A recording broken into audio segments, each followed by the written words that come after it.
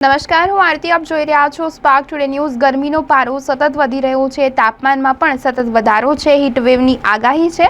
વડોદરા શહેરની જો વાત કરવામાં આવે તો વડોદરા શહેરમાં પણ યલો એલર્ટ છે તે જારી કરી દેવામાં આવ્યું છે અને તાપમાનમાં સતત વધારો થઈ રહ્યો છે. તેના કારણે જે પ્રાણીઓ પણ જે ગરમીમાં હેરાન થઈ રહ્યા છે, ત્યારે વડોદરા શહેરની જો વાત કરવામાં આવે તો વડોદરા શહેરના પ્રાણી સંગ્રહાલયમાં પણ તંત્ર જાગ્યું છે અને ખાસ સુવિધાઓ કરવામાં આવી છે, જ્યાં પ્રાણીઓને પણ ગરમીથી રાહત મળે તે માટે કાર્ય કરવામાં આવ્યું છે, જેમાં ઝૂ ક્યુરેટર જેમાં પ્રત્યુષ પાટનગરનું નિવેદન સામે આવ્યું છે. તેમના દ્વારા જણાવવામાં આવ્યું છે કે જે બરફની લાદીઓ મૂકવામાં આવી છે, કપિરાજ, વાઘ જે પ્રાણીઓ છે ત્યાં બરફની લાદીઓ મુકાય છે, છંટકાવ કરવામાં આવી રહ્યું છે, ફળો ખવડાવવામાં આવી રહ્યા છે. તેના કારણે તેઓને પણ જે ગરમીથી રાહત મળે તે માટે જે તંત્ર જાગ્યું છે અને ઝૂમાં પણ ખાસ સુવિધા કરવામાં આવી છે તેવું નિવેદન જે હાલ તેમના દ્વારા જણાવવામાં આવ્યું છે. આ ગરમી સતત વધી રહી છે, પારો પણ સતત વધી રહ્યો છે.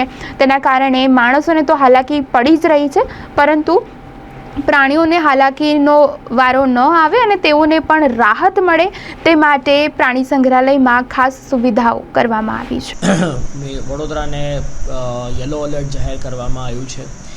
ગરમીની હાલ હીટવેવ હમણાં છેલ્લા અઠવાડિયાથી છે, પરંતુ આપને યાદ હશે તો ગરમી છે માર્ચના છેલ્લા અઠવાડિયાથી જ વધી ગઈ હતી અને અમારું દર વર્ષે ગરમીના પ્રકોપથી પ્રાણી પક્ષીઓને બચાવ કરવાની કામગીરી છેલ્લા 1.5 માસ ઉપર ચાલુ છે.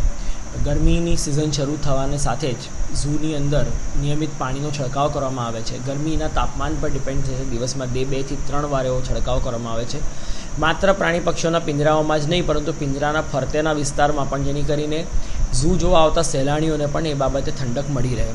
બરફ પણ છેલ્લા 1 મહિના ઉપર પ્રાણી પક્ષીઓને બરફ પૂરો પાડવામાં આવે છે. બરફના ગાંગડા કરીને પિંજરાઓમાં મૂકવામાં આવે છે, જેથી પ્રાણી પક્ષીઓને ઠંડક મળી રહે.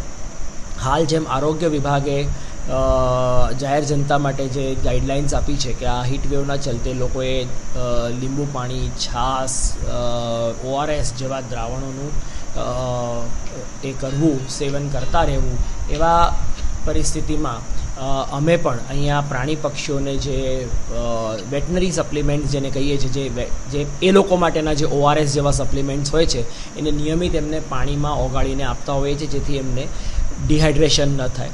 વધુમાં ઉનાળા સિઝનમાં મળતા ફળફળાદીઓનો ખોરાકમાં માત્રા વધારવામાં આવે છે, જેમ કે શકરટેટી, તરબૂચ, કાકડી, આવા પદાર્થોનો સેવન વધુ કરવાથી પ્રાણી પક્ષીઓને ગરમીથી બચાવ થાય છે.